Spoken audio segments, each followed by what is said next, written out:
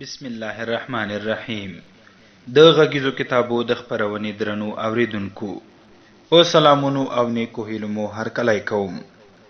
د غږیزو کتابو د خپرونې په لړ کې مو دا ځل درته اسلام پوهنه مهم اسلامي کتاب چمتو کړی.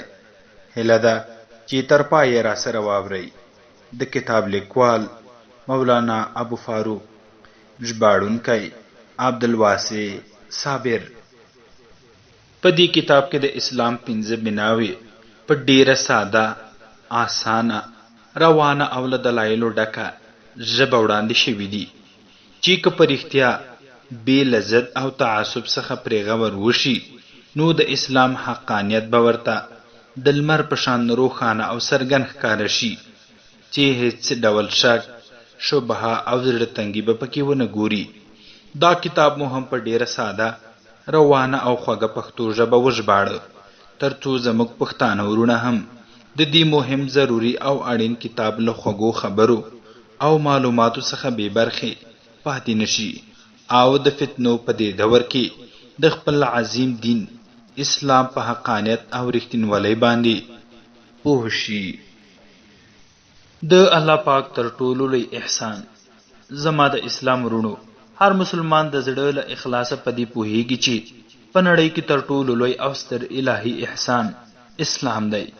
هر مسلمان په دې باندې د الله پاک شکر او مننه سرته رسوي چې هغه یې د آخري پیغمبر امت کې پیدا کړی او د اسلام ستر او لوی نعمت یې ور په برخه کړی.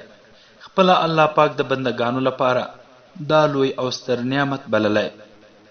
په قرآن مجید کې په دې هکله فرمایي: نن ما ستاسې لپاره ستاسې دین پورا او مکمل کړ او پر تاسې مې خپل نعمت پورا کړ او ستاسې لپاره مې دا خبره غوره کړه چې ستاسې دین دی اسلام وي.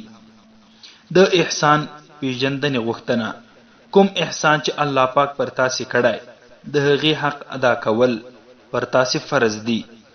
ځکه څوک چې د چا د احسان حق او بدله نه ورکوي هغه ته احسان هیرونکی وایي او تر ټولو غټ او بد احسان هیرول دا دی چې انسان د الله پاک حق هیر کړي.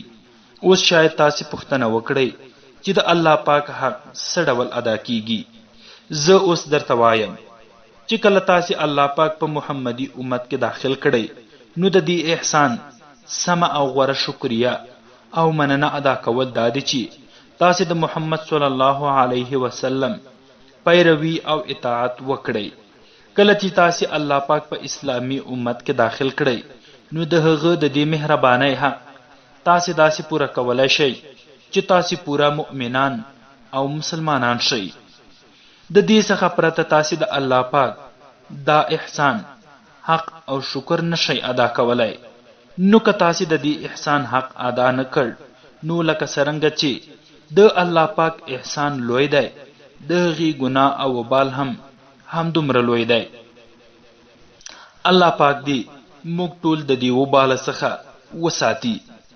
د مسلمان کېدو لپاره لومړی ګام د دې څخه وروسته به تاسې دویمه پوښتنه دا کوئ چې سړی څه ډول پوره مسلمان کېدلی شي.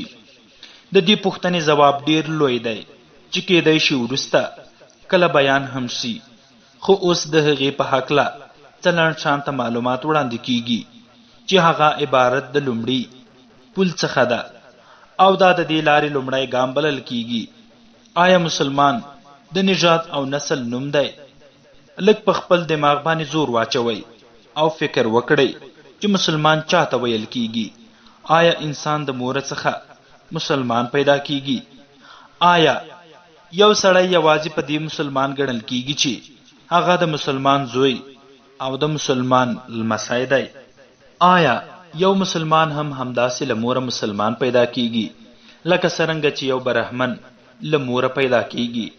آیا د راجپوت زوی راجپوت او د شودر زوی شودر پیدا کیږي؟ آیا مسلمان د کومې کورنۍ، قوم، نژاد او نسل نوم دی لکه څرنګه چې انګریز د انګریز په کور کې پیدا کیږي یا جټ په دې خاطر چې د جټ په قوم کې پیدا شوی دی؟ آیا مسلمان په دې خاطر مسلمان دی چې د مسلمانانو په قوم کې پیدا شوی دی؟ کومې پوښتنې چې ما ستاسې څخه وکړې تاسې به د دې ځواب څرنګه ورکوئ؟ تاسې به دا وایئ چې داسې نه ده ملا صاحب، مسلمان د نسل او نژاد په وجه مسلمان نه بلل کیږي، بلکې د اسلام راوړلو په سبب مسلمان بلل کیږي. کله چې هغه اسلام پریږدي نو بیا هغه مسلمان نه پاتې کیږي.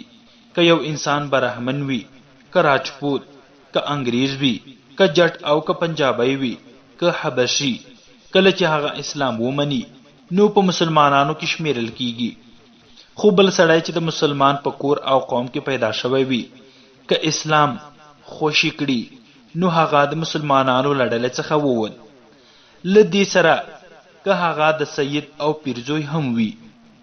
دا ولې داسې ده؟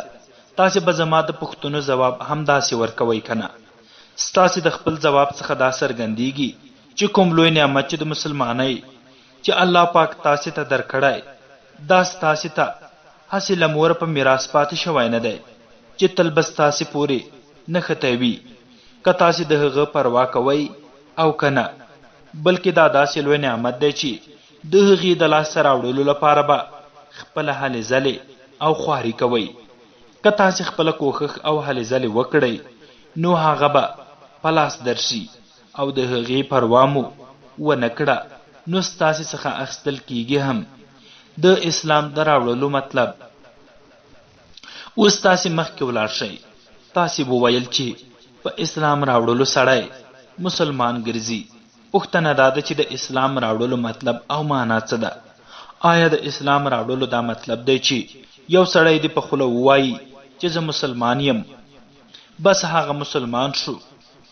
یا د اسلام د راوړلو مطلب دا دی چې لکه چې هندوان څو منترونه په خوله پرته له فکر او غور څخه لولي، مسلمان هم باید پرته له غور او فکر څخه د عربي څو جملې او کلمات ولولي، بس په دې به مسلمان شي؟ تاسې خپله ووایئ چې د دې ځواب څرنګه ورکوئ؟ تاسې به داسې وایئ چې د اسلام د راوړلو مطلب او معنا دا ده چې کومې لارښوونې چې حضرت محمد صلی الله علیه وسلم راوړي دي په هغې ځان پوه کړئ، د زړه له اخلاصه یې ومنئ او بیا د هغې سره عمل وکړئ.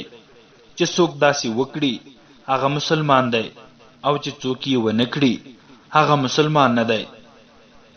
لومړی اړتیا علم او پوهه. کوم ځواب چې تاسې ورکوئ د هغې څخه څرګندیږي چې لومړی د اسلام نوم علم او پوهه ده او بیا د علم څخه وروسته عمل. د علم او پوهې څخه پرته هم برهمن کېدی شي، ځکه برهمن پیدا شوی دی او برهمن به وي. یو سړی پرته له علم څخه پښتون کېدی شي، ځکه چې پښتون پیدا شوی او پښتون به وي. خو یو سړی پرته له علم او پوهې څخه مسلمان کېدی نشي، ځکه چې مسلمان د پیدایښت له امله مسلمان نشي پاتې کېدی، بلکې د علم او پوهې په وسیله مسلمان ګرځي. چاته چې څرګنده نه وي چې د حضرت محمد صلی الله علیه وسلم لارښوونې څه دي، نو هغه به پرې څه ډول ایمان راوړي او څه ډول به پرې عمل وکړي. او کله چې د پوهې او عمل څخه پرته هغه پرې ایمان راوړي نو هغه به څه ډول مسلمان شي. د دې څخه څرګنده شوه چې د جهالت او ناپوهۍ سره مسلمان پاتې کېدل امکان نه لري. هر څوک چې د مسلمان په کور کې پیدا شوی دی د هغه نوم د مسلمانانو په شان دی، د مسلمانانو په شان جامې اغوندي او خپل ځان ته مسلمان وایي، او په اصل او حقیقت کې هغه مسلمان نه دی. په حقیقت او اصل کې مسلمان هغه څوک دی چې اسلام پیژني او په هغې د پوهې او عمل سره ایمان او باور لري. د مسلمان او کافر ترمنځ فرق او توپیر یوازې په نامه سره نه دی چې دی عبدالله او هغه جان دی، نو ځکه یو مسلمان او بر کافر دی.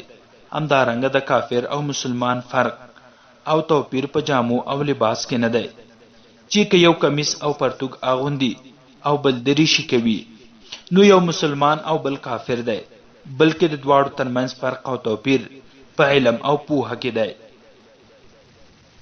هغه یو په دې کافر دی چې په دې نه پوهیږي چې د ده او د ده د خالق ترمنځ اړیکه څه ده او د خالق د رضا او خوښۍ سره سم څه ډول ژوند تیرول پکار دي. که یو مسلمان زوی هم همداسې وي نو بیا د کافر او مسلمان د زوی په منځ کې څه فرق دی؟ او ولې داسې وایي چې پلانی کافر او پلانی مسلمان دی؟ ورونو، کومه خبره چې زه درته کوم هغه په خلاصو غوږونو واورئ او په سړه سینه غور پرې وکړئ. په دې ښه پوه شئ کوم لوی نعمت او احسان چې الله پاک در باندې کړی او تاسې هر وخت د هغه شکر او مننه ادا کوئ. د هغې لاسته راوړل او له لاسه وتل په علم او پوهې پورې تړاو لري. که علم نه وي نو دا نعمت انسان ته په لاس نه ورځي. که لږ شان ته په لاس راوړل شي خو د ناپوهۍ او جهالت په سبب هر وخت د دې ویره شته چې بیا یې له لاسه ولاړ شي او هغه به د خپلې ناپوهۍ او ناخبرۍ په سبب وایي چې زه لا هماغسې مؤمن او مسلمان پاتې شوی یم. هغه څوک چې په دې نه پوهیږي چې په کفر او اسلام کې څه فرق او توپیر دی او په اسلام او شرک کې څه امتیاز او تفاوت دی. د داسې سړي مثال د هغه چا په شان دی چې د سیند په غاړه غاړه په توره تیاره او شپه کې روان وي او په تلو تلو کې بلې خوا او بل لوري ته روان شي او خپله اصلي لاره ورڅخه پاتې شي. او یا دا چې په لاره کې ورته کوم دجال ولاړ وي او هغه ته ووایي چې ښاغلیه تا خو خپله لاره په تیاره کې غلطه کړې ده، نو زما پسې راځه چې زه د خپلې موخې او هدف ته ورسوم. د تورې شپې مسافر چې خپله لاره په خپلو سترګو نشي لیدی چې نیغه او سمه لاره کومه یوه ده، نو بیا به په ناپوهۍ سره خپل لاس د دجال په لاس کې ورکوي او هغه چې هر لوري ته ګرځوي هغه لوري ته ورسره ځي.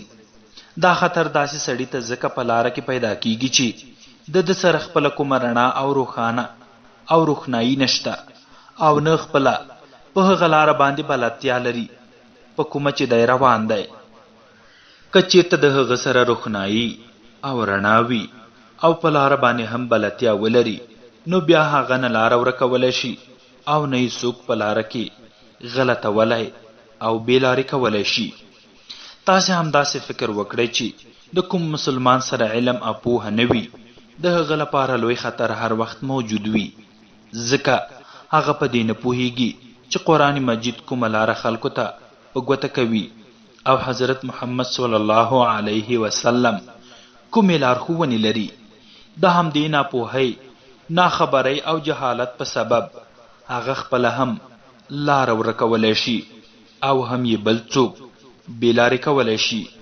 خو که د هغه سره د علم او پوهې رڼا وي نو د ژوند پر حل پل او ګام کې هغه د اسلام نیغه او سمه لاره پېژندلی او پیدا کولی شي. په لاره کې چې د کفر، شرک، الحاد، فسق او فجور کومې کوڅې او کږې وږې لارې راځي هغه ټولې پېژندلی شي او ځان ورڅخه خلاصولی شي. که په لاره کې ورسره کوم ګمراه کوونکی او بې لارې کوونکی مخامخ شي نو په یو څو خبرو باندې هغه پېژندلی شي چې دا خو له لارې څخه بې لارې کوونکی دی، نو د هغه پیروي او اطاعت نه کوي. د علم او پوهې اهمیت. ورونو، د کوم علم او پوهې اړتیا چې زه درته بیانوم په هغې باندې ستاسې او ستاسې د اولادونو اسلام راوړل او مسلمان پاتې کېدل تړلي دي. دا څه عادي شی نه دی چې د هغې څخه دې څوک بې پروا شي. تاسې د خپلې کرهڼې او زراعت په کار کې بې پروایي او غفلت نه کوئ. فصلونو ته په اوبو ورکولو او د هغې په ساتنه او حفاظت غفلت او بې پروایي نه کوئ. خپلو څارویو ته په دانه او وښو ورکولو کې بې پروایي نه کوئ او د خپلې دندې او کسب په کارونو کې هیڅ وخت له غفلت او بې پروایي څخه کار نه اخلئ. دا ولې نه کوئ؟ ځکه چې د دې غفلت، لټۍ او بې پروایي په پای کې هر څه له لاسه ځي او بیا به له لوږې څخه ستاسې خوږ بدن او ځان ختم شي. نو اوس ماته تاسې دا ووایئ چې د هغه علم او پوهې په لاسته راوړلو کې ولې غفلت، بې پروایي او لټي کوئ؟ په کوم پورې چې ستاسې مسلماني عقیده او آخرت تړلی دی آیا د دې بې پروایۍ لټۍ او غفلت په پای کې د ایمان په شان خوږ قیمتي او ارزښتناک شی له لاسه نه وځي؟ آیا ایمان او عقیده له بدن او ځان څخه خوږ او قیمتي شی نه دی؟ تاسې چې کومه خواري او کوښښ او هلې ځلې د خپل بدن د ساتنې او حفاظت لپاره کوئ، آیا د هغې لسمه برخه هلې ځلې او کوښښ د ایمان او عقیدې د ساتنې لپاره کوئ؟ زه تاسې نه دا وایم چې تاسې هر یو مولوي او لوی عالم جوړ شئ، لوی کتابونه ولولئ او د خپل عمر 10-12 کاله په دې کې ولګوئ. د مسلمانۍ لپاره دومره زیات علم نه دی پکار، بلکې زه دا درته وایم چې تاسې د شپې او ورځې په 24 ساعتونو کې 1 ساعت د دینی علم او پوهې لپاره ورکړئ، ځکه په هر مسلمان نارینه او ښځه باندې دومره علم او پوهه فرض او لازمي ده چې هغه په دې پوه شي چې قرآن مجید د څه موخې او هدف لپاره رالیږل شوی دی او څه لارښوونې یې راوړي دي او نبي د کومو شیانو د راوستلو ځای پر ځای کولو او کومو شیانو د لرې کولو او ختمولو لپاره راغلی وو. په هغه لارو چارو او طریقو ځان پوه کړئ چې الله پاک د مسلمان لپاره ټاکلی دي. د دومره علم او پوهې د لاسته راوړلو لپاره زیات وخت ته اړتیا نشته. که چاته ایمان او عقیده ګرانه، قیمتي او ارزښتناکه او خوږه وي، نو بیا خو 1 ساعت وخت په ټوله شپه او ورځ کې ورکول څه ګران او سخت کار نه دی. د مسلمان او کافر اصلي فرق او توپیر. زما د اسلام ورونو، هر مسلمان داسې فکر کوي او تاسې به هم شاید هم داسې فکر او نظر ولرئ چې د مسلمان درجه او مرتبه تر کافر لوړه او پورته ده. مسلمان الله پاک ته ګران او محبوب دی او کافر ورته ناګران دی. مسلمان د الله پاک له لوري بخښل کیږي، خو کافر ته هیڅ بخشش نشته. مسلمان به بالاخره جنت ته ځي او کافر به بالاخره د دوزخ اور ته ننوځي. زه اوس تاسې ته دا خبره څرګندوم چې دا دومره لوی فرق او توپیر ولې په منځ کې شته، په داسې حال کې چې کافر هم د آدم علیه السلام اولاد دی او مسلمان هم. کافر هم ستاسې په شان انسان دی، کافر هم ستاسې په شان 2 سترګې، غوږونه، پوزه او خوله لري. هغه هم له همدې هوا څخه تنفس کوي او له همدې اوبو څخه اوبه څښي، په همدې خاوره او ځمکه باندې اوسیږي او د همدې ځمکې او خاورې حاصلات ستاسې په شان خوري، ستاسې په شان له موره پیدا کیږي او ستاسې په څیر مړ کیږي. هغوی هم الله پاک پیدا کړي دي او تاسې هم پیدا کړي یاست. نو بیا ولې او دا څه لپاره په درجه او مرتبه کې دومره فرق او توپیر موجود دی؟ تاسې ولې جنت ته ځئ او هغوی دوزخ ته؟ آیا یوازې په نامه کې سره توپیر شته؟ په دې خبره غور کول پکار دي چې آیا په 2 انسانانو کې د دومره فرق او توپیر یوازې په دې خاطر وي چې یو عبدالله او بل جان دی، یو عبدالرحمن او بل رنجت سنگ دی؟ آیا دا چې تاسې په کوچنیوالي کې سنت شوي یاستئ او هغوی سنت شوي نه دي، یا تاسې غوښه خورئ او هغوی ترکاري؟ الله پاک چې د ټولو مخلوقاتو او یا د ټولو انسانانو خالق او مالک دی، داسې ظلم او تیری نه کوي چې په کوچنیو او وړو خبرو باندې دومره لوی فرق راولي چې یو بنده جنت ته او بل بنده اور یعنی دوزخ او جهنم ته واچوي. اصلي او حقیقي توپیر د اسلام او کفر دی. که چیرته د نامه خبره نه وي، نو بیا په دې خبره غور او فکر کول اړین او ضروری دي چې حقیقي فرق او توپیر په څه کې دی. د دې پوښتنې ځواب یوازې یو دی او هغه دا چې اصلي او حقیقي فرق او توپیر په اسلام او کفر کې دی. د اسلام معنا او مطلب د الله پاک خبره منل او د هغه اطاعت کول دي. د کفر معنا او مطلب د الله پاک خبره نه منل او د هغه اطاعت نه کول دي. مسلمان او کافر دواړه انسانان دي او دواړه د الله پاک بندگان دي، خو مسلمان په دې غوره او افضل دی چې هغه خپل خالق او مالک پیژني، د هغه د حکم او امر مننه او اطاعت کوي او د هغه د حکم له سرغړونې څخه ډار او ویره لري، او دویم انسان له پورته او لوړې مرتبې او درجې څخه ځکه ښکته غورځول کیږي چې هغه خپل خالق او مالک نه پیژني، د هغه خبره نه مني او نه د هغه اطاعت کوي. په همدې خاطر الله پاک د مسلمان څخه خوښ او راضي وي او د کافر څخه ناخوښه او ناراضي وي. مسلمان ته د جنت او ابدي نعمتونو ورکولو ژمنه کوي او کافر ته فرمایي چې تا به په دوزخ کې اچوم. د توپیر لامل علم او عمل دی. د دې خبرو څخه څرګنده شوه چې د مسلمان او کافر ترمنځ بیلونکي شیان دوه دي، یو علم او بل عمل. یعنی لومړی په دې پوهېدل اړین دي چې اصلي او حقیقي مالک او بادار څوک دی، د هغه مالک او بادار حکمونه او امرونه کوم کوم دي، د هغه د خوښۍ په لاره تلل څه طریقه لري، په کومو کارونو باندې هغه خوشحالیږي او په کومو کارونو خفه او ناراضه کیږي. کله چې دا خبرې ورته معلومې او څرګندې شوې، نو بیا د همغې سره سم خپل ځان د خپل مالک او بادار غلام او منونکی ګرځوي. څه چې د مالک او بادار خوښوي په هغې ځي، او په څه چې خفه کیږي د هغې څخه ځان ساتي.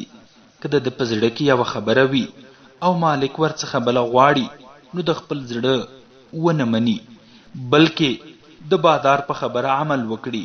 که دته کوم کار او خبره غوره او ګټوره ښکاري، خو بادار ورته وایي چې دا کار او خبره ګټوره نه ده او بده ده، نو دی هم باید هماغسې ومني. او که دته یوه خبره بده او خرابه معلومیږي، خو بادار ورته ووایي چې دا ګټوره او غوره ده، نو دی هم باید هغه غوره وګڼي. که دته په یو کار کې زیان او تاوان ښکاري، خو بادار ورته ووایي چې دا کار وکړه، نو هغه باید وکړي. که د ځان او مال هر څه پکې ځي، باید ویې کړي. که په بل کار کې دته ګټه او فایده ښکاري، خو بادار ورته حکم کوي چې دا کار به نه کوي، نو که د ټولې نړۍ مال دولت او ګټه دته په لاس ورځي، هغه کار به بالکل نه کوي. د همدې علم، پوهې، عمل او کړوړو په سبب مسلمان د الله پاک خوښ او محبوب بنده شي او په هغه باندې رحمتونه نازلوي. الله پاک ورته عزت او درناوی ورکوي، درجې او مرتبې یې لوړوي. کافر هم دا علم او پوهه نه لري، عمل او کړه یې هم د دې سره مخالف وي، نو هغه جاهل او نه منونکی بنده وي. بالاخره هغه د الهي رحمت څخه بې برخې شي. اوس تاسې خپله انصاف وکړئ او په دې خبره فکر او غور وکړئ. آیا هغه څوک چې ځان مسلمان وایي او د کافر په شان جاهل او ناپوهه وي، د کافر په شان نه منونکی او سرکښه وي، آیا د نوم، جامو، خوراک او څښاک په سبب د دواړو ترمنځ دومره فرق او توپیر موجود دی چې یو افضل او بل ذلیل، او بیا په آخرت کې یو د رحمت او بل د عذاب څښتن ګرځي؟ اسلام د کوم قوم، قبیلې، نسل او نژاد نوم نه دی چې له نیکه څخه پلار ته او بیا له پلار څخه زوی ته په میراث پاتې شي.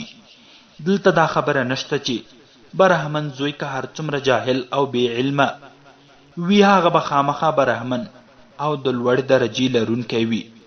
د موچي زوی که هر څومره علم او پوهه ولري، خو د موچي زوی دی، نو هغه د همغه موچي وي، ځکه چې د موچي په کور کې پیدا شوی. په دې هکله الله پاک په خپل عظیم شان کتاب کې داسې فرمایي: بسم الله الرحمن الرحیم، ان اکرمکم عند الله اتقاکم. د الله په وړاندې ستاسې عزتمن انسان هغه څوک دی چې تر ټولو زیات متقي وي. څوک چې الله پاک زیات پیژني او د هغه ښه او غوره اطاعت کوي، نو همغه به د الله پاک په وړاندې د عزت درجې او لوړې مرتبې خاوند وي. حضرت سیدنا ابراهیم علیهم السلام د یو بت پالونکي په کور کې پیدا شو، خو هغه الله پاک وپیژان، د هغه اطاعت یې وکړ، هغه ته تسلیم شو، نو الله پاک د دې په بدله کې هغه ته د ټولې نړۍ امامت ورکړ. د حضرت نوح علیه السلام په نبوي کورنۍ کې کنعان پیدا شو. خو هغه الله پاک ونه پیژان او د هغه حکم یې ونه مانه. الله پاک د نبوي کورنۍ څخه پروا ونه کړه او هغه ته داسې عذاب ورکړ چې د نورو لپاره د عبرت درس وګرځید. نو تاسې په دې خبره ښه پوه شئ چې د الله پاک په وړاندې چې د یو انسان او بل انسان په منځ کې کوم لوړوالی او ښکتوالی شته هغه په علم او عمل سره دی. په دنیا او آخرت دواړو کې د الله پاک فضل او رحمت هغه چاته په نصیب کیږي چې هغه لوی او عظیم ذات او د هغه ښودلې شوې لارې او طریقې پیژني او بیا په هغې باندې عمل کوي او هغه خپلوي. کوم کسان چې دا صفات او خصوصیات ونه لري که د هغه نوم عبدالله او عبدالرحمن وي یا جان او کرتار سنگ وي دواړه د الله پاک په وړاندې یو شانت دي. په دواړو کې څه فرق نشته او نه داسې کسانو ته رحمت او فضل رسیږي. په اوسني وخت کې مسلمانان ولې سپک او ذلیل دي؟ ورونو تاسې خو خپل ځان ته مسلمانان وایئ او په دې عقیده او ایمان لرئ چې په مسلمان باندې د الله پاک رحمت او فضل وي. خو لږ په غړولو سترګو وګورئ چې آیا په تاسې نن سبا رحمت نازلیږي؟ په آخرت کې چې څه دي هغه به په راتلونکي کې تاسې وګورئ. خو اوس په دې دنیا کې ستاسې څه حال دی هغه ته پام وکړئ. په هندوستان کې تاسې د 15 کروڑو څخه زیات یاست. ستاسې شمیر او تعداد د دومره زیات دی چې که هر یوه تیږه او ډبره وغورځوي نو غرونه به ورڅخه جوړ شي. خو سره د دې هم چې شمیر مو دومره دی بهرني او خارجي کفار او یرغلګر په تاسې حکومت کوي. ستاسې غاړې او سټونه د هغوی په لاس کې دي چې کوم لوري ته مو ګرځوي هغه لوري ته ستاسې سرونه چې مخکې پرته د الله پاک څخه بل چاته نه ښکته کېدل اوس کفارو او د خدای څخه باغیانو ته ښکته کېږي. ستاسې په عزت باندې د لاس اچولو لپاره هیچ چا هم زړه نه کولو خو اوس هغه عزت ختم او پایمال شو. ستاسې لاس به چې تل لوړ او پورته و اوس ښکته دی او د کافر په وړاندې غځېدلی او خپور شوی دی. جهالت، ناپوهۍ او بېوزلۍ هر لوري ته پر تاسې خپلې وزرې خپرې کړي دي او ذلت ستاسې په نصیب شوی دی. آیا دا ټول د الله پاک رحمت او فضل دی؟ که دا رحمت او فضل نه وي بلکې څرګند غضب وي نو بیا په مسلمان باندې د الله پاک غضب ولې راځي؟ مسلمان او سپکاوی، مسلمان او غلامی دا هیڅ امکان نه لري. لکه څرنګه چې د یو شي په یو وخت کې نه سپین او نه تور کېدی شي بلکې یو به وي. که چېرته مسلمان د الله پاک محبوب وي نو بیا محبوب او سپکاوی. آیا الله پاک نعوذ بالله ظالم او حق خوړونکی دی چې تاسې د هغه حق پیژنئ، د هغه اطاعت او پیروي کوئ او بیا هم هغه پر تاسې ظالمان او کافران واکمن او برلاسي کړي دي او تاسې ته د اطاعت او مننې سزا درکړي؟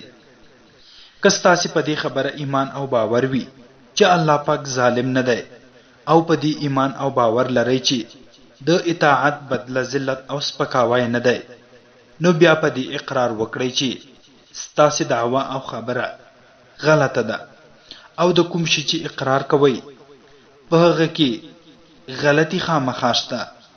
بې له شکه چې ستاسې په تذکره او کارت کې مسلمان لیکل کیږي خو د الله پاک په دربار کې په دې تذکره او سرکاري کاغذونو باندې پریکړې او فیصلې نه کیږي. الله پاک ځان ته دفتر او دیوان لري. هلته تاسې لټون وکړئ چې ستاسې نومونه په اطاعت کوونکي کې لیکل شوي دي او که په باغیانو او سرغړونکو کې. الله پاک تاسې ته خپل کتاب راولېږلو چې تاسې هغه ولولئ او خپل خالق او مالک وپېژنئ. د هغه د اطاعت او مننې طریقه او لاره معلومه کړئ. د خدای لپاره ووایئ چې آیا تاسې د دې لپاره کله کوښښ کړی چې په دې کتاب کې څه لیکل شوي دي؟ الله په خپل محبوب پیغمبر تاسې ته راولېږلو چې تاسې ته د مسلمانۍ طریقه او لاره په ګوته کړي. آیا تاسې کله هم د دې کوښښ کړی چې نبی علیه السلام کومه طریقه او لارښوونه ښودلې ده؟ الله پاک تاسې ته په دنیا او آخرت کې د عزت، درناوي او سرلوړۍ طریقه په ګوته کړې. آیا تاسې په هماغه لاره او طریقه باندې ځئ؟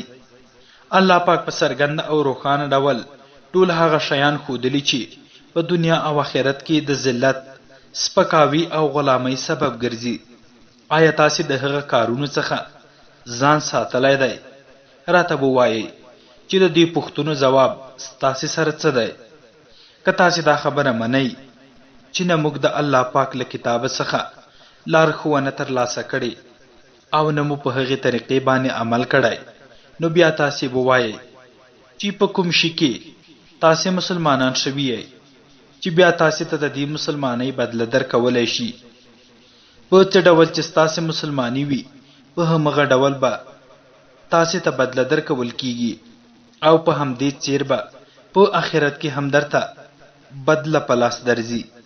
ما مخکې هم دې خبرې ته اشاره وکړه چې د مسلمان او کافر ترمنځ فرق او توپیر په علم او عمل کې دی.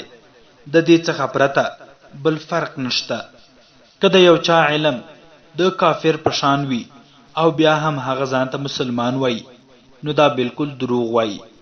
کافر په دې نه پوهیږي چې قرآن څه وایي او په هغې کې څه لیکل شوي. که همدا ډول جهالت او ناپوهي د مسلمان هم وي، نو بیا ولې ځان ته مسلمان وایي؟ کافر په دې نه پوهیږي چې نبي علیه السلام څه ښودلي او الله پاک ته یې د رسېدلو کومه لاره او طریقه په ګوته کړې. نو که مسلمان هم همداسې ناخبره، ناپوهه او جاهل وي، نو بیا په څه شي کې مسلمان شو؟ کافر د الله پاک د خوښۍ او رضا لپاره خپله خوښه او خپله رضا غواړي او پیژني.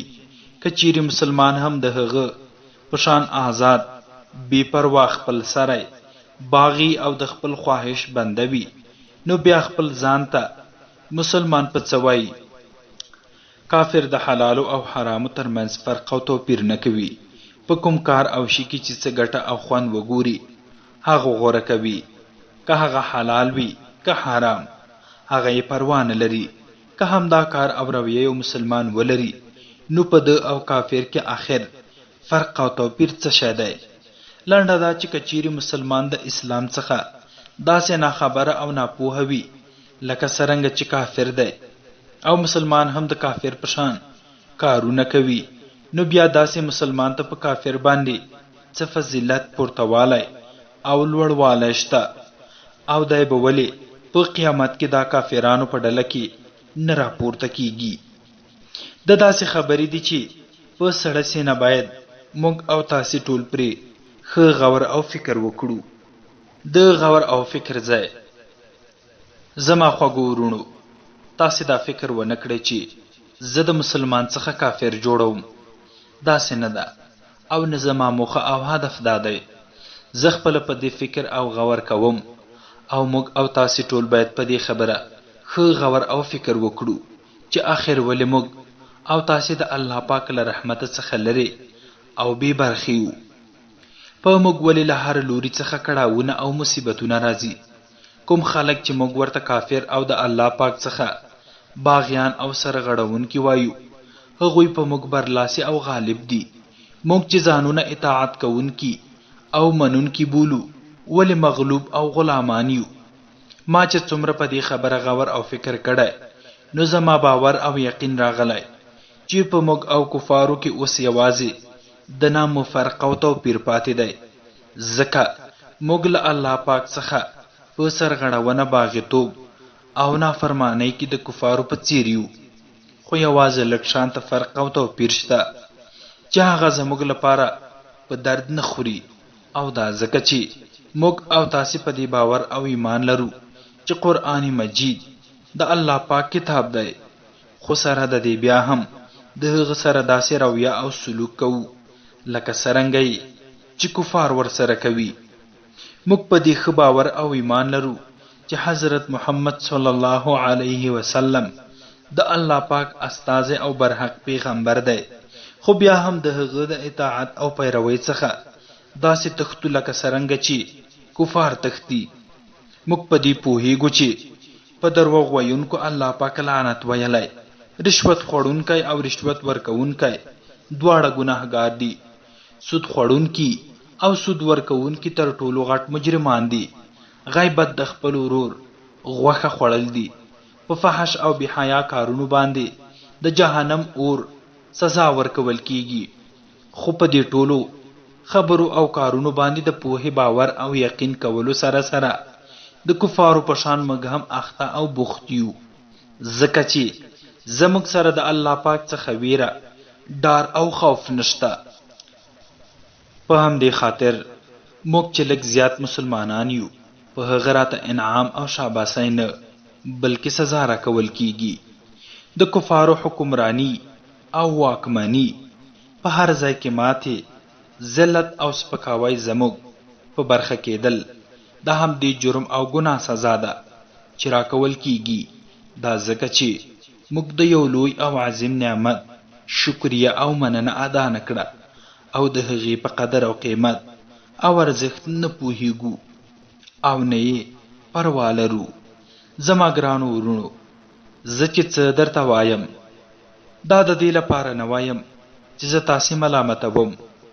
زه د ملامت کولو لپاره نه یم راپورته شوی، بلکې زما موخه او هدف دا دی چې کوم شیان موږ له لاسه ورکړي او راڅخه تللي دي هغه بیرته ترلاسه کړو، او د ورک شوي شي د پیدا کولو فکر هغه وخت د انسان سره پیدا کیږي چې کله هغه په دې پوه شي چې څه راڅخه ورک شوي دي او هغه ورک شوی شی څومره قیمتي او ارزښتناک دی. په همدې خاطر ستاسې د رابیدارولو او ویښولو کوښښ کوم چې تاسې په دې پوه شئ چې ستاسې سره ډیر قیمتي او ارزښتناکه شی موجود وو، هغه درڅخه تللی دی. اوس د هغې د بیا په لاس راوړلو او پیدا کولو کوښښ اړین دی. د علم او پوهې د لاسته راوړلو فکر ما مخکې ویلي وو چې د مسلمانۍ لپاره تر ټولو مهمه او ضروري شی د علم او پوهې لاسته راوړل دي. تر څو موږ د اسلام دین وپیژنو، هر مسلمان باید په دې پوه شي چې قرآن مجید څه تعلیم ښوونه کوي، د رسول صلی الله علیه وسلم طریقه څه ده، اسلام څه ته وایي، د اسلام او کفر ترمنځ کوم فرق نشته. د دومره علم او پوهې څخه پرته څوک مسلمان کېدای نشي. خو د افسوس خبره دا ده چې د دومره لږ علم او پوهې لاسته راوړلو فکر هم ستاسې سره نشته. د دې خبرې او حالت څخه داسې معلومیږي چې په تاسې کې دا احساس نشته چې موږ د څومره قیمتي او ارزښتناک شي څخه بې برخې شوي یو. زما ورونو، مور خپل بچی ته هم تر هغې شیدې نه ورکوي چې هغه ونه ژاړي. انسان چې کله تږی شي نو د اوبو پسې ګرځي او الله پاک بیا اوبه ورته پیدا کوي. تاسې چې کله خپله تږي نه یاستئ نو د اوبو څخه ډک کوهي تاسې ته هیڅ ارزښت او اهمیت نه لري. لومړی باید تاسې په دې پوه او خبر شئ چې د دین څخه ناپوهي او ناخبري تاسې ته څومره زیان او تاوان رسولی دی. د الله پاک مقدس او عظیم کتاب ستاسې سره شته، خو تاسې په دې نه پوهیږئ چې په هغې کې څه لیکلي. آیا د دې څخه بله کومه خبره زیاته زیان او تاوان رسونکې شته؟ تاسې لمونځونه کوئ، خو په دې نه پوهیږئ چې موږ په دې لمانځه کې الله پاک ته څه ډول وړاندیز کوو. نو د دې څخه لوی تاوان بل څه کېدای شي؟ هغه کلمه چې تاسې په هغې سره د اسلام دین ته ننوځئ، د هغې معنا او مطلب درته معلوم نه دی. په دې نه پوهیږئ چې د دې کلمې په لوستلو سره پر ما کوم مسؤلیتونه اچول کیږي. آیا د مسلمان لپاره د دې څخه زیات کوم شی تاواني کېدای شي؟ د فصل او کښت د خرابېدو او سوځېدو معلومات درته ښه شته. د کار نه پیدا کېدو په تاوان ښه پوهیږئ او د خپل مال په تاوان او ګټه ښه خبر یاستئ. خو د اسلام څخه د ناخبرۍ او ناپوهۍ زیان او تاوان درته څرګند نه دی. کله چې تاسې ته د دې زیان، تاوان او نقصان معلومات وشي، نو بیا به تاسې په خپله ووایئ چې د دې څخه د خوندي کېدو طریقه او لاره څه ده. کله چې تاسې خپله وړاندیز وکړئ نو ان شاء الله هر څه به تاسو ته پلاس درشي او لارې به درته خلاص او پرانستل شي. دریم، د غور وړ خبرې د قرآن مجید سره زموږ سلوک او رویه. زما د اسلام ورونو، په دنیا کې اوس مسلمانان هغه نیکبخته انسانان دي چې د هغوی سره د الله پاک کلام بالکل محفوظ، د ټولو تحریفاتو څخه پاک او په همغه شکل او صورت سره موجود دی کوم چې په نبی علیه الصلاة والسلام باندې د الله پاک له لوري نازل شوی وو. خو په دې دنیا کې اوس مسلمانان تر ټولو بدبخته قوم دی چې د هغوی سره د الله پاک کلام په خپل اصلي شکل او صورت کې موجود دی، خو هغوی له برکتونو او نعمتونو څخه محروم او بې برخې دي. قرآن مجید د دې لپاره هغوی ته رالیږل شوی وو چې هغوی یې ولولي او تلاوت یې کړي، په هغې ځان پوه کړي، د هغې سره سم عمل وکړي او د هغې په رڼا کې په ځمکه باندې الهي نظام او حکومت جوړ کړي. قرآن مجید د دې لپاره راغلی وو چې هغوی ته عزت، درناوی او ځواک ورکړي. هغه د دې لپاره رالیږل شوی وو چې د ځمکې پر مخ هغوی الهي خلیفګان وګرځوي.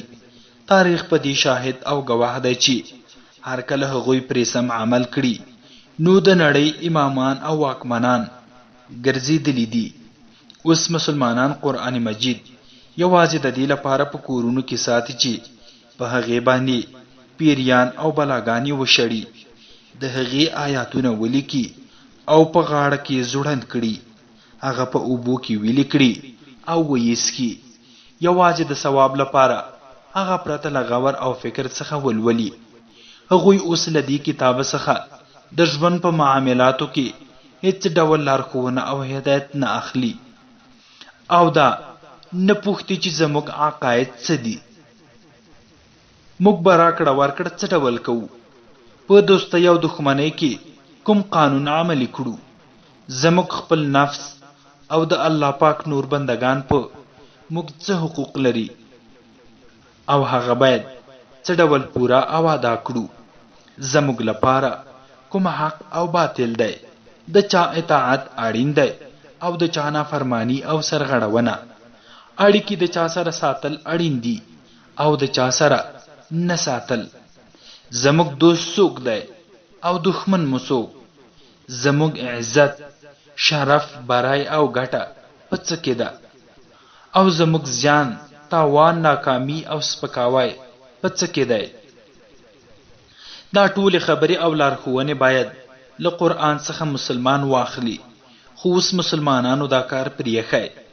اوس هغوی له مشرکانو، کفارو، بېلارې خلکو، د خلکو ګټو پسې لیونیو خلکو او د خپل نفس او شیطان څخه پوښتنه کوي او بیا په همغې لارې حرکت کوي.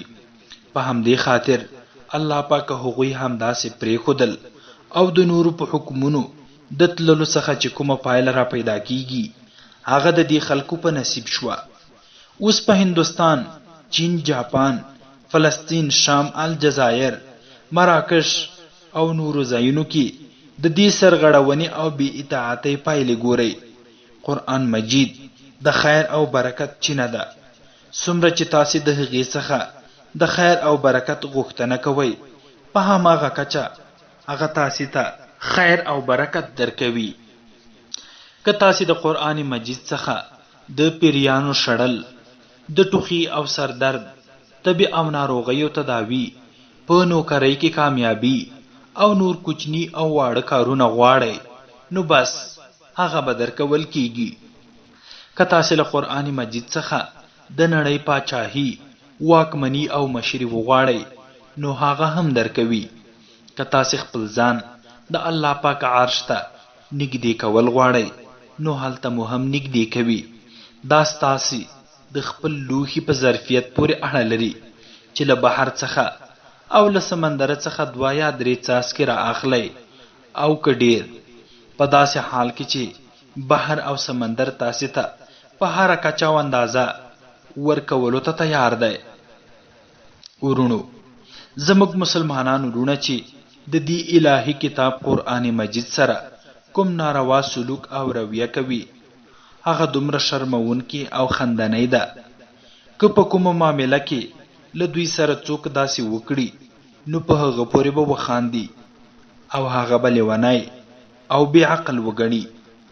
تاسې ووایئ که یو څوک له ډاکټره څخه نسخه واخلي او بیا هغه نسخه په ټوټو کې تاوه کړي او بیا یې په غاړه کې واچوي یا یې په اوبو کې حل کړي او ویې څښي، تاسې داسې سړي ته څه وایئ؟ آیا دا به په داسې سړي پورې ونه خاندئ؟ تاسې به هغه لیونی او بې عقل ونه بولئ. تر ټولو لوی او عظیم حکیم او ډاکټر تاسې ته د ټولو ناروغیو لپاره ښکلې او کارکوونکې نسخه لیکلې او را لېږلې ده، خو ستاسې د سترګو په وړاندې د هغې سره چې څه کېږي هغه ګورئ، خو د هیچ چا په هغه خلکو خندا نه راځي او نه څوک هغه کسانو ته لیونیان وایي. هیڅوک په دې غور او فکر نه کوي چې نسخه په غاړه کې د اچولو، په اوبو کې د حل کولو او څښلو لپاره نه ده، بلکې د دې لپاره ده چې د هغې د لارښوونې سره سم دوایي استعمال شي. په قرآن مجید پوهېدل او عمل کول اړین دي. تاسې ووایئ چې که یو څوک ناروغ شي او هغه بیا د طب له کوم کتاب راواخلي او د هغې لوستل پیل کړي او دا کار په دې عقیده او په دې فکر کوي چې د دې کتاب په ویلو او لوستلو سره ناروغي لرې کیږي، نو تاسې به د دې سړي په هکله څه فیصله او پریکړه کوئ؟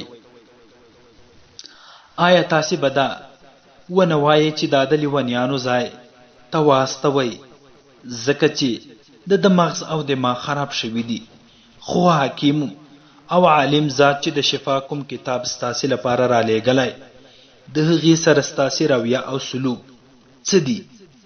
تاسې هغه لولئ او د هغې تلاوت کوئ او په دې خیال او فکر کوئ چې په دې به ټولې ناروغۍ ختمې او له منځه ولاړې شي.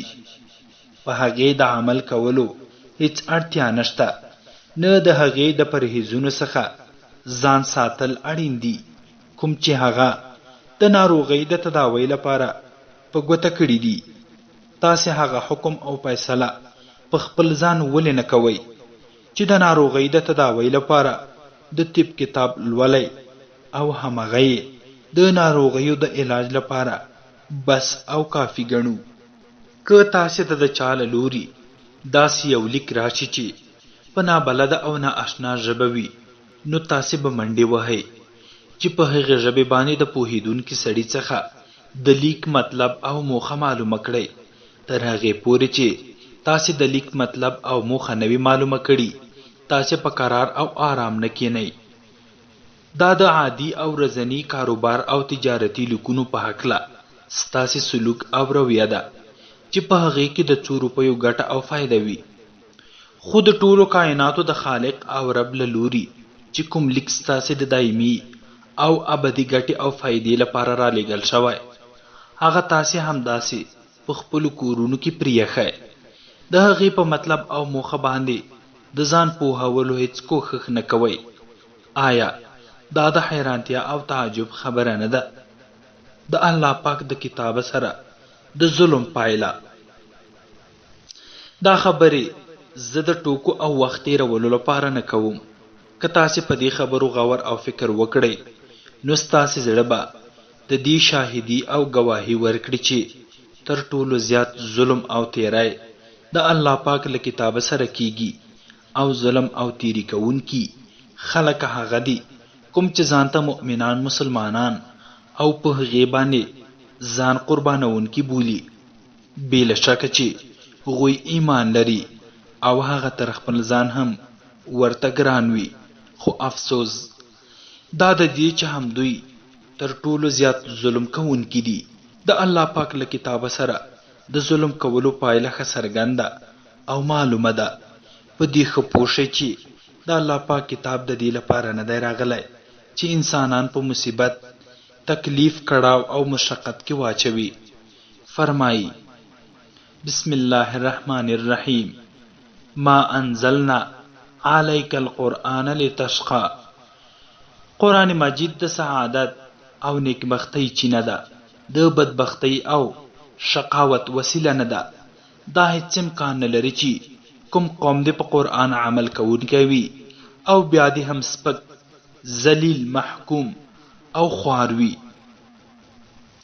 د هغوی په غاړه کې دي د غلامۍ غړوندی او د نورو په لاس کې دي د هغوی واګې او اختیار وي، او چیرې چې غواړي هغه لوري ته دې کش کوي، لکه څرنګه چې څاروی کش کول کیږي. دا پایله یوازې هغه وخت ورته پیدا کیږي چې کله د الله پاک له کلامه سره ظلم او تیری وکړي. د بني اسرائیلو پایله ستاسې په وړاندې ده. هغوی ته تورات او انجیل دواړه راغلي وو او ورته په څرګند ډول ویل شوي وو. که هغوی په تورات، انجیل او نور کتابونو باندې عمل کولای کوم چې دوی ته لیږل شوي دي، نو په هغوی به رزق له اسمانه څخه راولېدلی او له ځمکې څخه به رزق راخوټېدلی وو. خو هغوی د الله پاک په کتابونو باندې ظلم او تیری وکړ او پایله یې داسې ولیدله. بسم الله الرحمن. سپکاوي او خواري وتپل شوه او د الله په غضب راګیر شول. دا ځکه چې هغوی د الله د آیاتونو څخه منکر شوي وو او د الله پیغمبران یې په ناحقه او ناروا سره وژل، او په دې وجه چې هغوی نافرمانی کړي او له حد څخه تیر شوي وو. د کوم قوم سره چې د الله پاک کتاب وي او بیا هم خوار، سپک او ذلیل، محکوم او مغلوب وي، نو پوه شئ چې هغوی حتما د الله په کتاب باندې ظلم کوونکي دي او د دې اصلي لامل همدا ظلم او تیری کول دي. د الله پاک له غضب او قهر څخه د خوندي کېدو او خلاصون لپاره پرته له دې څخه بله لاره او چاره نشته چې د هغه د کتاب سره ظلم او تیری خوشي شي او د هغې د حق ادا کولو کوښښ وشي. که تاسې د دې لوی جرم او ګناه څخه لاس په سر نشئ، نو هیڅکله به هم ستاسې حالت او ژوند بدل نشي. که تاسې پوهنتونونه، ښوونځي، مدرسې او د ښوونې او روزنې ادارې خلاصې کړئ او ستاسې هر کوچنی او ماشوم فارغ التحصیل شي او د یهودیانو په شان د سود خوړلو له لارې میلیونران هم شي. مسلمان چاته ویل کیږي؟ ورونو، هر مسلمان باید تر ټولو د مخه پوه شي چې مسلمان چاته ویل کیږي او د مسلمان معنا او مطلب څه دی. که یو انسان په دې نه پوهیږي چې انسانیت څه شی دی، د انسان او حیوان فرق او توپیر په څه کې دی، نو هغه به بیا د حیواناتو او څارویو په شان حرکتونه کوي او د خپل انسانیت درناوی او قدر به نه کوي. په همدې توګه که یو چاته څرګنده نه وي چې د مسلمان کېدلو معنا څه ده، په مسلمان او نامسلمان کې څه توپیر او فرق دی، نو هغه به د نامسلمانو په شان حرکتونه کوي او د مسلمانۍ درناوی او قدر به نه کوي. نو هر مسلمان او د هر مسلمان کوچنی او ماشوم باید په دې پوه شي چې زه ځان ته ولې مسلمان وایم. د اسلام په قبلولو سره په انسان کې څه بدلون او توپیر پیدا کیږي او په هغه باندې کوم مسؤلیتونه اچول کیږي. د اسلام حدود او پولې کومې دي چې د هغې په منځ کې په پاتې کېدلو سره انسان مسلمان بلل کیږي او د هغې څخه د باندې په قدم کې ښودلو سره د مسلمانۍ څخه وځي. سره د دې که هغه ځان ته په خوله او ژبه مسلمان وایي. د اسلام معنا د الله پاک اطاعت او پیروي کول دي او خپل ځان الله پاک ته سپارل اسلام دی. د الله پاک په وړاندې د خپلو خوښي او ازادۍ څخه تیریدل اسلام دی. د الله پاک د پادشاهۍ او واکمنۍ په وړاندې خپل سر ښکته کول او د هغې منل اسلام دی. څوک چې خپل ټول معاملات الله پاک ته وسپاري هغه مسلمان دی. څوک چې خپل معاملات په خپل لاس کې یا بل چاته وسپاري هغه مسلمان نه دی. الله پاک ته د سپارلو او حواله کولو مطلب دا دی چې هغه د خپل کتاب او رسول په وسیله چې څه راستولي هغه ومنل شي او په هغې کې هیڅ مخکې او وروسته والی ونه کړي او نه پکې دلایل ووایي. په ژوند کې چې هره معامله او ستونزه ورته پیدا شي، په هغې کې یوازې د قرآن او نبوي حدیثو مننه او پیروي وکړي. څوک چې خپل عقل، د دنیا قوانین او هره خبر شاته پرېږدي او په هره معامله کې د الله پاک له کتابه او د هغه له رسول څخه لارښوونه او هدایت وغواړي چې ماته څه کول اړین دي او له څه څخه ځان ساتل پکار دي، بیا چې له هغه لوري ورته څه لارښوونې او هدایت وشي، هغه پرته له دلیل او مخکې او وروسته والي څخه ومني او د هغې په خلاف هر څه رد کړي، همدا او یوازې همدا مسلمان دی. دا ځکه چې د خپل ځان الله پاک ته سپارلی دی او د الله پاک ته ځان سپارل مسلمانی ده. د دې په خلاف کوم څوک چې د قرآن او نبوي سنتو پروا نه ساتي بلکې د خپل زړه خبره مني، د پلار او نیکه څخه چې څه ورته پاتې دي هغه مني، یا په دنیا کې چې کوم رواج او دود چلیږي د هغې سره سم کار کوي، د خپلو معاملاتو په هکله له قرآن او نبوي حدیثو څخه لارښوونه او هدایت غوښتل اړین نه بولي چې څه وکړي او څه ونه کړي، یا دا چې هغه ته له قرآن او نبوي حدیثو څخه څه څرګند شي او بیا هغه ووایي چې زما عقل او دماغ داسې شی نه مني، نو ځکه زه دا نشم منلی، یا زما د پلار او نیکه رواج او دود د دې سره مخالف دی، نو ځکه زه د هغې منلو ته تیار نه یم، یا د نړۍ قانون د دې سره ټکر خوري ځکه زه په هغې تللی نشم، نو داسې انسان هیڅکله مسلمان کېدلی نشي. هغه درواغ وایي چې خپل ځان مسلمان بولي. د مسلمان دندې او مسؤلیتونه: کله چې تاسې لا اله الا الله محمد رسول الله ولولئ او د مسلمانۍ اقرار کوئ، نو تاسې د دې خبرې اقرار کوئ چې ستاسې لپاره یوازینی قانون د الله پاک دی، ستاسې واکمن او حاکم یوازې الله پاک دی، تاسې به یوازې د الله پاک اطاعت کوئ او ستاسې په وړاندې حق یوازې هغه دی چې د الله پاک د کتاب او د رسول صلی الله علیه وسلم د سنتو څخه څرګند او معلوم شي. د دې معنا او مطلب دا شو چې تاسې د الله پاک په وړاندې د خپلې ازادۍ او خپلې خوښې څخه تیر شوئ. اوس د دې څخه وروسته تاسې د حق نه لرئ چې ووایئ زما رایه او نظر دا دی، یا د دنیا دستور او رواج دا دی، یا د کورنۍ او کلی رواج دا دی، یا فلانی ولی او پیر داسې فرمایي. د الله پاک او د رسول د فرمان په مقابل کې تاسې د هیچا خبره هم نشئ منلی. اوس تاسې کار دا شو چې هر څه او هره معامله قرآن او نبوي حدیثو ته وړاندې کړئ، څه چې د هغې سره سم وي هغه ومنئ او څه چې د هغې مخالف وي هغه رد او وغورځوئ. که د هر چا خبره او د هر چا وینا وي، تاسې چې ځان ته مسلمان هم وایئ او بیا هم د نړۍ د اصولو، رواجونو او قوانینو خیال هم ساتئ، په داسې حال کې چې دا دواړه یو د بل ضد او مخالف دي. لکه څرنګه چې ړوند سړی ځان بنا نشي ښودلی، کوم بوچي او پوزه پرې کړی ځان روغ رمټ نشي ښودلی، په همدې توګه هیڅوک هم ځان مسلمان نشي ښودلی او معرفي کولی چې د خپل ژوند ټول معاملات د قرآن او نبوي حدیثو د تابع کولو څخه انکار وکړي. د الله پاک او رسول صلی الله علیه وسلم په مقابل کې د خپل عقل یا د دنیا د اصولو، دود او رواج څخه دلیل وړاندې کړي. څوک چې ځان مسلمان نه ګڼي او ځان مسلمان نه ګرځوي، هغه هیڅوک هم نشي اړ کولی چې خامخا د اسلام راوړي. هغه اختیار لري چې هر دین او هر مذهب غوره کوي، هر نوم چې په ځان ږدي هغه کېښودلی شي، خو کله چې هغه ځان ته مسلمان وایي نو په دې باید ښه پوه شي چې تر هغې دته مسلمان ویل کیږي چې دی د اسلام په چوکاټ کې اوسیږي او هغه مراعاتوي. په دې چوکاټ کې چې څوک وي هغه مسلمان دی، او څوک چې د دې څخه د باندې پلک دي هغه له اسلام څخه ووته. د دې وروسته چې هغه ځان مسلمان بولي او ځان ته مسلمان وایي، نو هغه هم خپل ځان ته او هم نورو خلکو ته دوکه ورکوي.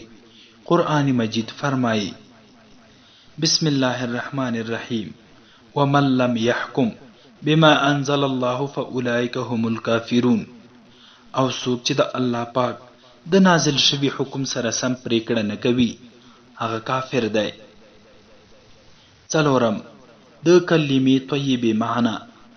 زما د عقیدې او ایمان ورونو، تاسې ته څرګنده ده چې کله انسان د اسلام په دایره کې داخليږي، نو هغه به یوه کلمه وایي چې هغه کلمه څه اوږده او لویه نه ده، بلکې څو ټکي دي: لا اله الا الله محمد رسول الله. د الله څخه پرته بل هیڅوک ته عبادت وړ او لایق نشته، او محمد رسول الله د الله رسول دی. د دې ټکو په ویلو سره مخکینی انسان په نوي انسان باندې بدلیږي. مخکې هغه کافر وو، خو اوس مسلمان شو. مخکې ګنده او ناپاک وو، خو اوس پاک او صاف شو. مخکې د خدای د غضب وړ وو، خو اوس د هغه دوست او محبوب شو. مخکې دوزخ ته تلونکی وو، خو اوس د هغه لپاره د جنت دروازې پرانیستل کیږي.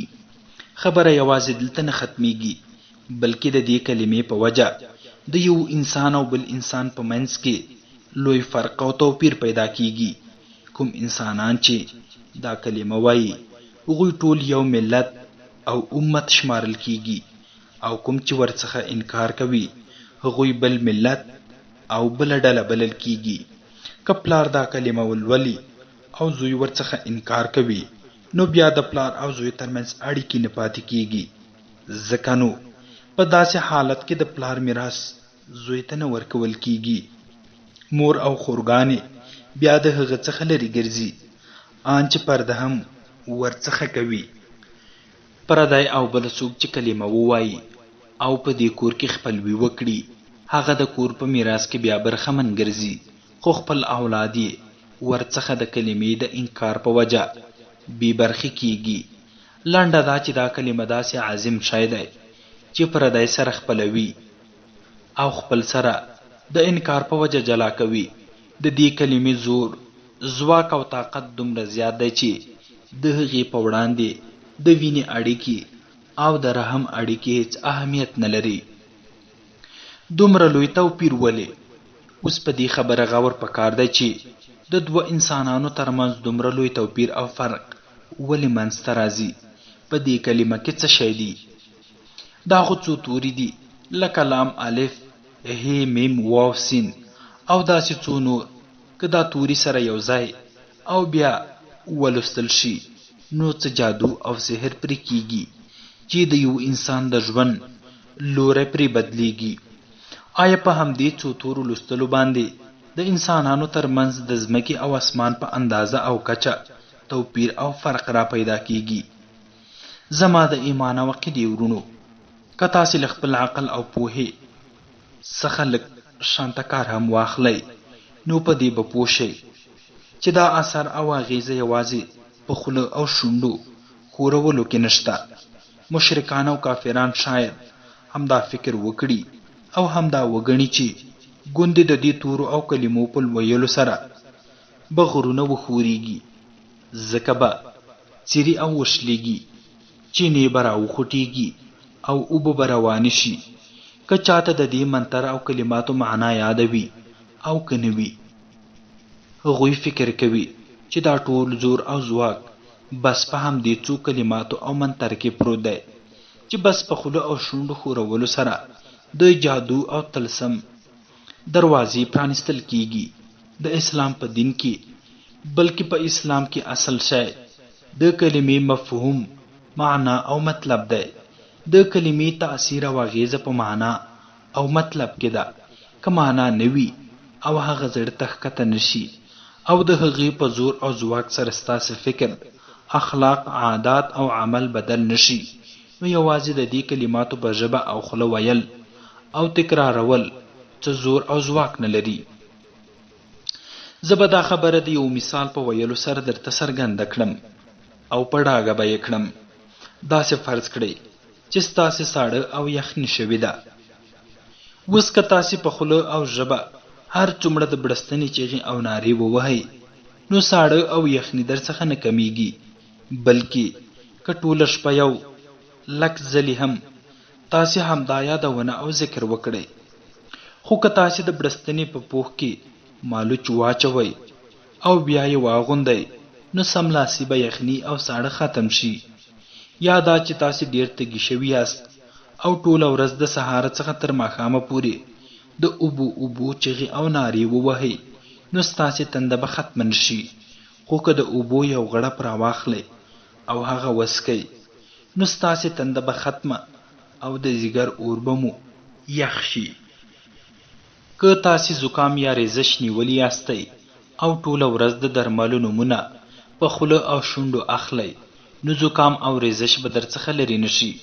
خو که تاسې درمل او دوا استعمال کړئ نو تبه او درد به درڅخه ولاړ شي. بس همدا حال د کلمه طیبې هم دی.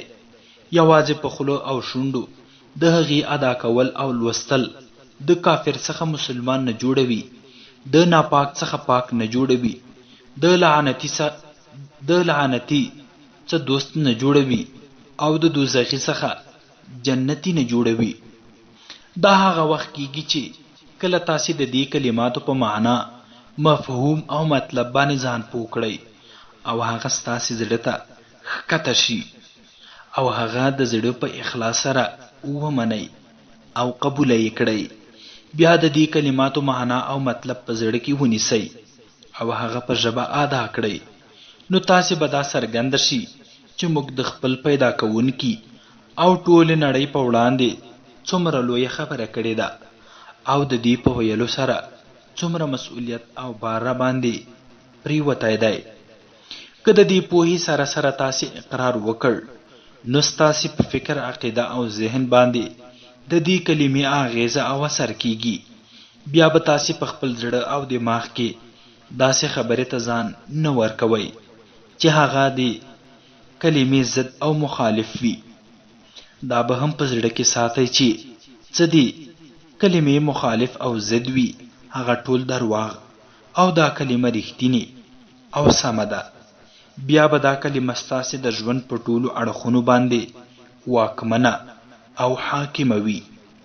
تاسې د دې کلمې د اقرار څخه وروسته د دې څخه د انکار کوونکو کافرانو په شان آزاد ژوند نشئ تیرولی چې څه مو خوښه وي هغه سرته ورسوئ، بلکې اوس تاسې د دې کلمې لاندې راغلي یاست.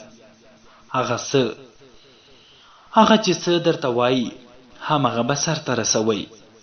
له څه څخه مو چې منع کوي له هغې څخه به منع کیږئ. په دې توګه او طریقه چې تاسې کلمه طیبه ولولئ او په هغې اقرار وکړئ نو تاسې به مسلمانان شئ. او په دې توګه په لوستلو سره د دوه انسانانو ترمنځ توپیر او فرق را پیدا کیږي. د کلمې مطلب او مفهوم.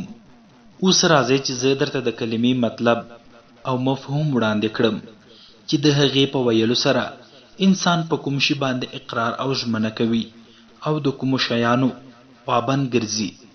د کلمې معنا دا ده چې پرته له الله جل جلاله څخه بل هیڅوک هم د عبادت وړ نشته او محمد رسول الله د الله رسول دی. په کلمه کې د الله ټکی راغلی چې د هغې معنا خدای جل جلاله دی. خدای جل جلاله هغه چاته ویل کیږي چې هغه مالک وي، واکمن وي، پیدا کوونکی وي، پالونکی او لوی کوونکی وي، د دعاګانو اوریدونکی او قبلونکی وي او د دې وړ وي چې د هغه عبادت دی وشي. اوس چې لا اله الا الله ولوستله نو د دې معنا دا شوه چې تاسې لومړی د دې خبرې اقرار وکړ چې نړۍ خدای لري، هغه پرته له خدای څخه نه ده پیدا شوې او نه دا چې هغه ډیر خدایان لري، بلکې هغه یوازې یو خدای لري او پرته له هغه څخه بل هیڅوک خدای او الله نشته.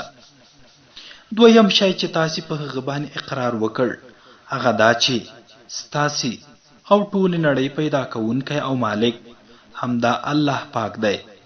ستاسې او ټولې نړۍ شیان د هغه ملکیت دی.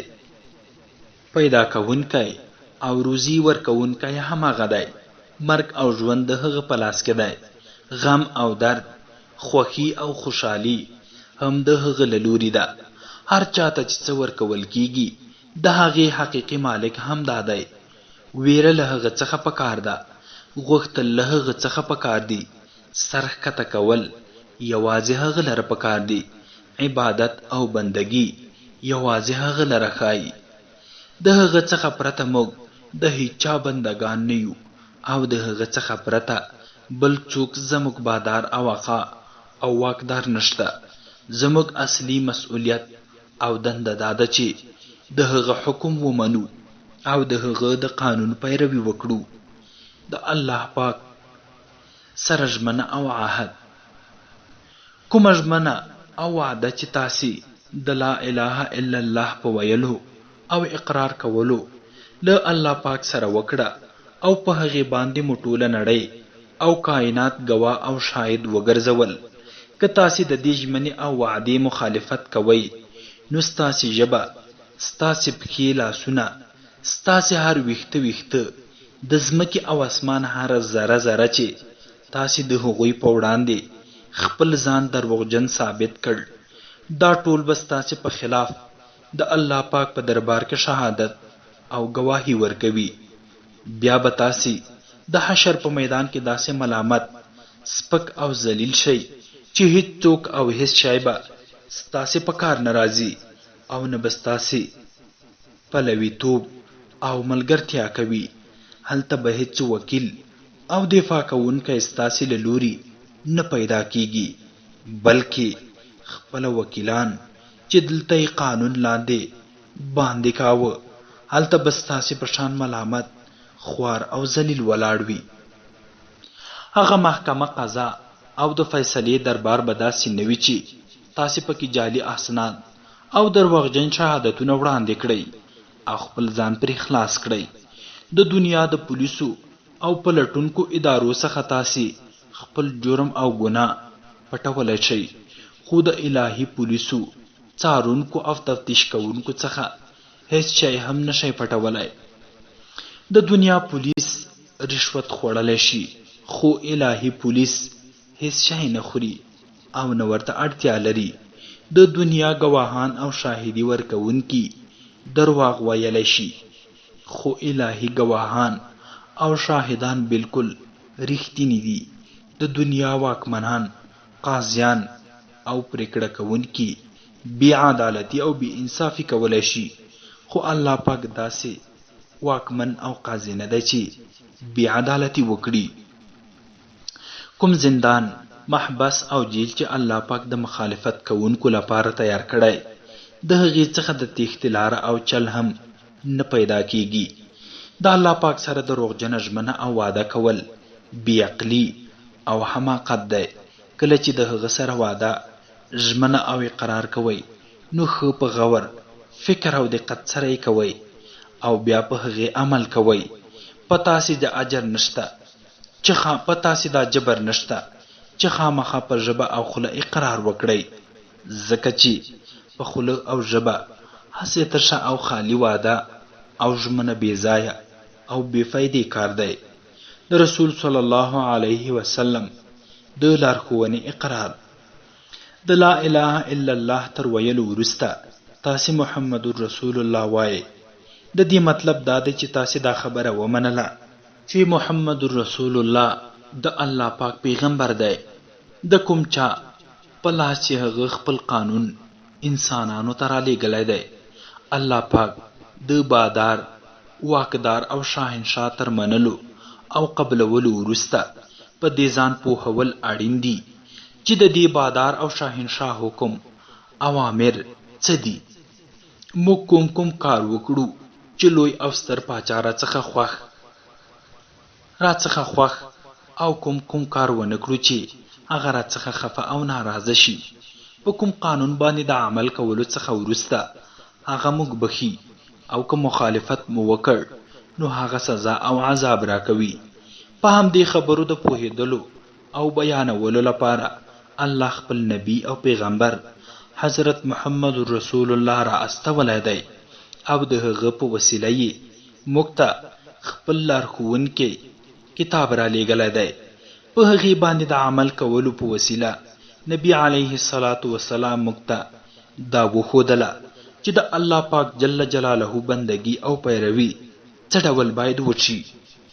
کله چې تاسې د محمد رسول الله اقرار وکړ نو د دې مطلب دا شو چې کوم شیان نبی علیه السلام فرمایلی هغه به منو، د هغې پیروي به کوو، او کوم قانون او طریقه چې د هغې مخالفه وي په هغې به لعنت استوو.